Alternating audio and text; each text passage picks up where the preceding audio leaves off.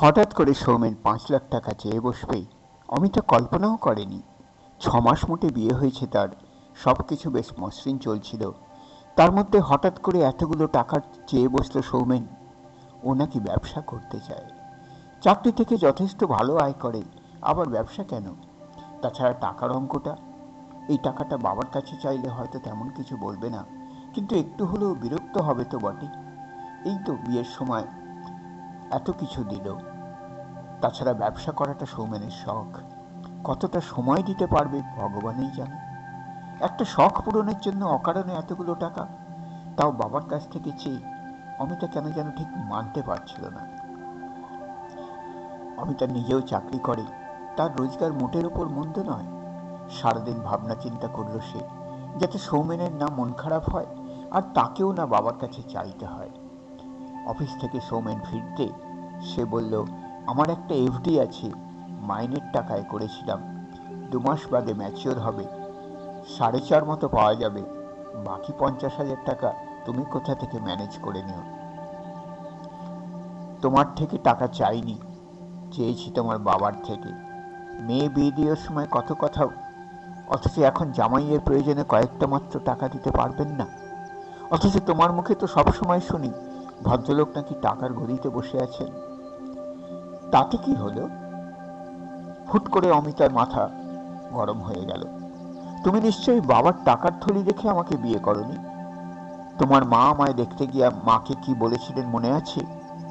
কি মিষ্টি গোলগাল মেয়ে আপনার দিদি, ছেলের আমার পছন্দ আছে বলতে হবে। একটা আধটা নয়, 3 বছর ধরে আমরা প্রেম করেছি, তখন তো তুমি বারবার বলতে তোমার কোনো দাবি নেই। সময়ের সঙ্গে সঙ্গে প্রায়োরিটি বদলায়, এখন তো আর কেবল প্রেম নেই, মাথায় সংসারের দায়িত্ব চেপেছে। মাস গেলে ইএমআই দিতে হয় অনেকগুলো টাকা, নতুন ফ্ল্যাট, গাড়ি খরচ কম। তোমার বাবা তো কটা ফার্নিচার আর গয়না দিয়েই হাত ধুয়ে ফেললেন। একটা গাড়ি তো অন্তত দিতে পারতেন, মেয়ের কাজেই লাগতো, তাহলে প্রতি মাসে গাড়ির জন্য এতগুলো টাকা ইএমআই ভরতে হতো না। এখন তো মনে হচ্ছে আমাকে বিয়ে করার পেছনে তোমার অন্য কোনো কারণ ছিল। কোনোদিনই তুমি আমাকে ভালোবাসোনি, বাবার পয়সার দিকেই তোমার লক্ষ্য ছিল। তাছাড়া যে বাড়ি গাড়ি ইএমআই এর গল্প শোনাচ্ছ, প্রতি মাসে তার অর্ধেক কিন্তু আমিও দিই। তাছাড়া সংসার খরচের পুরোটাই প্রায় আমার পকেট থেকেই যায়, কারণ অর্ধেক সময় উইকেন্ড পার্টি, ফ্রেন্ডস, কলিগদের সঙ্গে শর্ট ট্রিপের চক্করে তোমার হাতে টাকা থাকে না। এখন বুঝতে পারছি তোমার আসল উদ্দেশ্য ছিল আমাকে এক্সপ্লয়েট করা। এতক্ষণে তুই ঠিক বুঝেছিস। সৌমেন এগিয়ে এসে অমিতার গাল দুটো সজোরে চেপে ধরে। তার মধ্যে এমন কি আছে যাতে আমার মতো সুদর্শন ছেলে তোকে বিয়ে করবে? ওই তো সাদামাটা দেখতে, রংটাই যা ভরসা। নিজের চেহারা খানা কখনো আয়নায় দেখিস? বিয়ের আগে তো মোটা ছিলিসই, 1 বছর ধরে গিলে গিলে হিপোপটেমাসের মতো দেখায়। এখন ভালো খাবার দেখলেই জিভ দিয়ে জল পড়ে তোর। ভুল করে কোনো পার্টিতে নিয়ে গেলে আমার পাশে তোকে দেখে লোকজন হাসে। ইয়াগো গাবদা চেহারা, থলথলে ভুঁড়ি, মাসিমা লাগে তোকে। ছবি তোলা দায় হয়। কান খুলে শুনে রাখ, কালোই টাকাটা চাই আমার।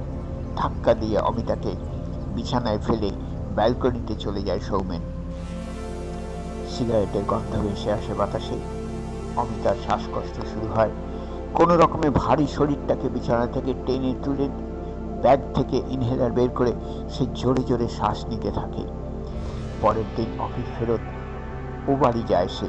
বাবাকে বলে 5 লাখ টাকা নামের একটা সুন্দর নেকলেস পছন্দ হয়েছে তার, বুকিং করেছে সে।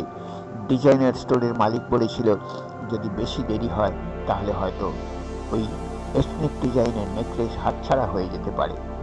তখন বাবু সামান্য অবাক হন মেয়ের ব্যবহারে, কিন্তু 5 লাখ টাকা তেমন একটা বড় অঙ্ক নয় তার কাছে।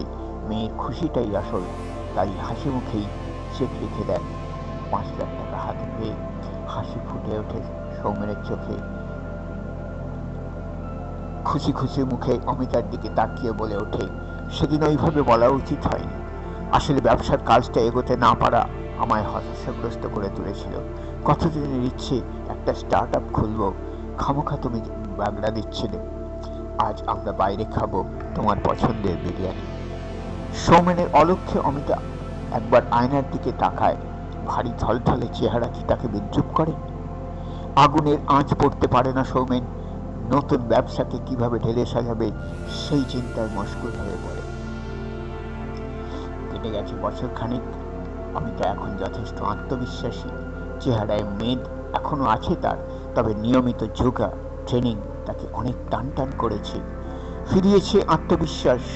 এখন সে কেবল একজন ওয়ার্কিং ওম্যানই নয়, সে সাহসী, আত্মবিশ্বাসী, সঠিক সময় সঠিক পদক্ষেপ নিতে পারা নারী।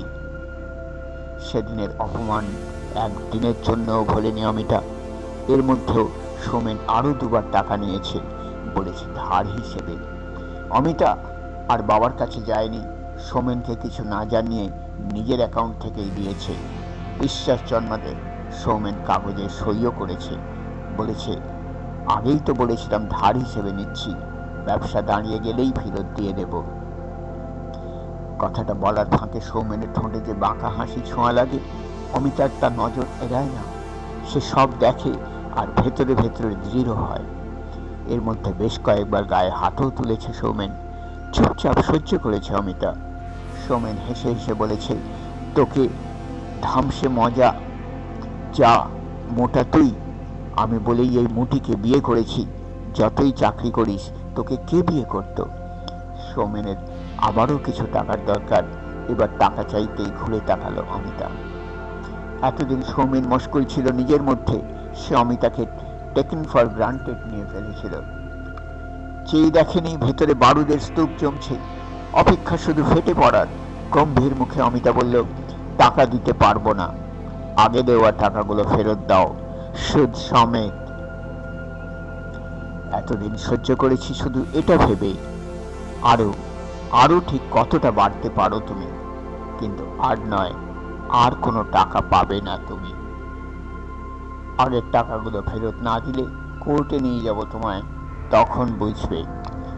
বড্ড বার বেড়েছিস দেখছি, আরেকবার মার খাওয়ার সময় হয়েছে মনে হচ্ছে। টাকাটা আমার কালে চাই।